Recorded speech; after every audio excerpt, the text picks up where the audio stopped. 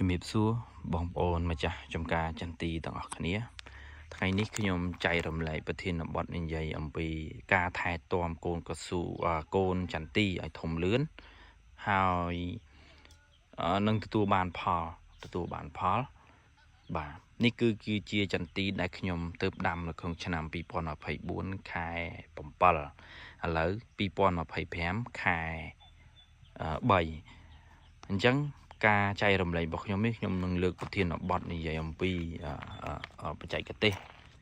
ធ្វើថែយ៉ាងម៉េចឲ្យបានធំប៉ុណ្ណេះរយៈពេលដែលអត់ទាន់បាន1ឆ្នាំទេនេះបាទគឺធំបាទគឺវាធំអញ្ចឹងណាបាទនេះបាទធំអញ្ចឹងមុនចូលដល់ប្រធានបទការចែករំលែកខាងលើនេះសូមឲ្យបងប្អូនជួយចុច Subscribe Channel YouTube របស់យើងខ្ញុំមួយផងដើម្បីទទួលបានវីដេអូថ្មីនឹងការទទួលបានចំណេះដឹងឬក៏បច្ចេកទេសថ្មីជាបន្តទៀតហើយមួយវិញទៀតបើសិនបើបងប្អូនចង់បានបច្ចេកទេសឬការទិញជីថ្នាំកសិកម្មដើម្បីឲ្យសមស្របទៅតាមអាកាសធាតុបានលោតចេញក្តាប់ឲ្យបានច្រើនបងប្អូនអាចទំនាក់ទំនងមកខាងយើងខ្ញុំបានមានលេខទូរស័ព្ទ097 624 25 15ឬ Smart 069 24 25 15ចំពោះនៃការថែទាំទៅលើចន្ទីមួយឆ្នាំនេះគឺយើងបច្ចេកទេសគឺយើងមានចាប់ពីការដាំនោះគឺយើងបានដាំវាបាទខ្ញុំបានចែករំលែកហើយក៏ប៉ុន្តែនេះគឺខ្ញុំចែករំលែកទៅលើការថែទាំបាទការថែទាំចំពោះខ្ញុំនៅពេលដែលយើងដាំបានរយៈពេល5ដល់10ថ្ងៃបាទខ្ញុំដាំបាន5ដល់10ថ្ងៃគឺខ្ញុំមកទាមទារការបាញ់ថ្នាំពៅរាល់15ថ្ងៃម្ដងបាទគឺខ្ញុំបាញ់ថ្នាំចន្ទី15ថ្ងៃម្ដងទី1គឺយើងបាញ់ទៅលើពពួកបាទដងដើមហើយនឹងពពួកឫសបាទហើយនឹងសត្វល្អិតគឺយើងបាញ់3មុខហ្នឹងបាទពួកឫសដងដើមហើយនឹងសត្វល្អិត3មុខហ្នឹងក្រោយពីខ្ញុំបាញ់រយៈពេល15ថ្ងៃម្ដង15ថ្ងៃម្ដងមកមានការស្ទុះល្អបាទហើយមួយវិញទៀត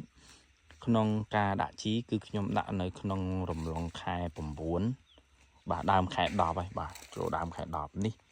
បាទបងប្អូនឃើញដីដែលយើងពូននេះបាទដីដែលយើងពូននេះគឺយើងពូនដាក់ជីបាទក្នុងមួយដើមហ្នឹងគឺខ្ញុំដាក់មួយក្តាប់បាទដាក់មួយក្តាប់ហើយបងប្អូនមើលបាទមើលគល់វាបាទធំលឿនចេះបាទហើយមែកសាខាជ្រូងបាទសាខាជ្រូងហើយពាក់ព័ន្ធទៅបងប្អូនមួយចំនួនគាត់ដាំហើយគាត់អត់បានសូវបាញ់ថ្នាំបាទតែចំពោះខ្ញុំក៏អត់សូវបានដែរគឺខ្ញុំបាញ់កន្លះខែម្ដងក្នុង15ថ្ងៃខ្ញុំបាញ់ម្ដង15ថ្ងៃខ្ញុំបាញ់ម្ដងអញ្ចឹងក៏នៅពេលខែឥឡូវនេះខែផ្កាគឺអត់បានបាញ់ទេដោយសាររវល់អញ្ចឹងក៏វាមានការលោតក្តាប់បាទនេះចាប់ផ្ដើមចេញក្បាលរុយភេបាទ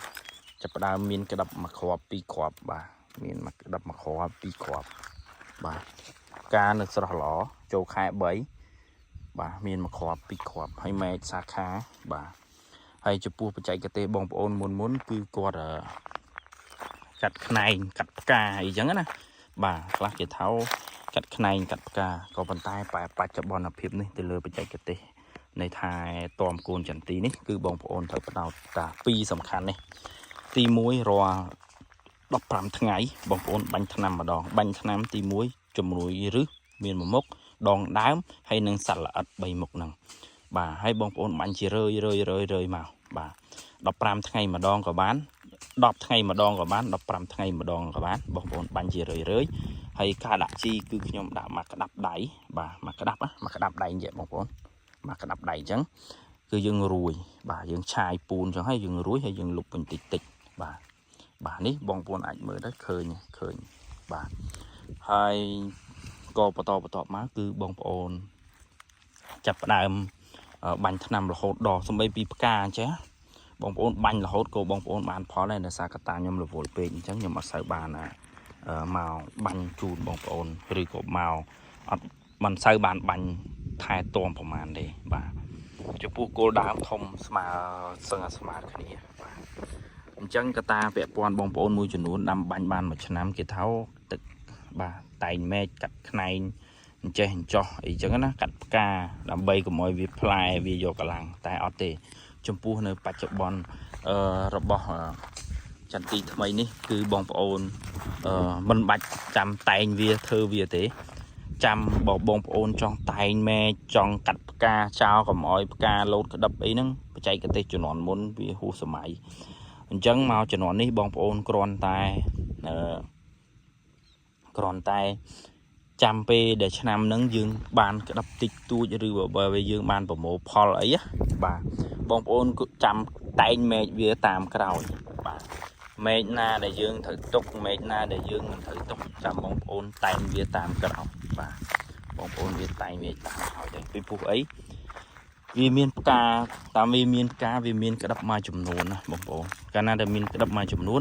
បងប្អូនទុកក្តឹបនឹងបេះទៅដូចហោនេះអញ្ចឹងបាទយើងទុកក្តឹបនឹងបេះទៅមួយឆ្នាំបាទមួយដើម4-10គ្រាប់មួយហាត់20-30 គីឡូគោយើងរួចការថែទាំរួចការទិញថ្នាំមួយចំនួន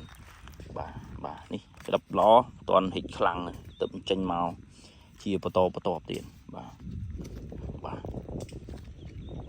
អញ្ចឹងការពាក់ព័ន្ធនឹងការថែទាំនេះវា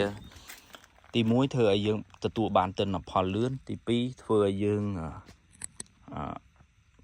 ឆាប់បានលុយមកវិញបាទទី3ចន្ទទីរបស់យើងល្អសុខភាពល្អអញ្ចឹងរកការថែទាំនេះគឺខ្ញុំបានចែករំលែកជូនបងប្អូនប៉ុណ្ណេះអញ្ចឹងសូមមុននឹងបញ្ចប់សូមបងប្អូនជួយ Subscribe Channel YouTube របស់យើងខ្ញុំមួយផងហើយមួយវិញទៀតសម្រាប់បងប្អូនដែលត្រូវការជីថ្នាំកសិកម្មបងប្អូនអាចទំនាក់ទំនងមកលេខប្រព័ន្ធដែលខ្ញុំបានផ្សាយខាងលើបាទហើយចំពោះការថែទាំឬប្រភេទដីដែលបងប្អូនចង់ដាំមួយចំនួនអាចសួរសារប្រឹក្សាយោបល់នោះអាចពាក់ព័ន្ធជាមួយមកយើងខ្ញុំបានអញ្ចឹងសូមអរគុណ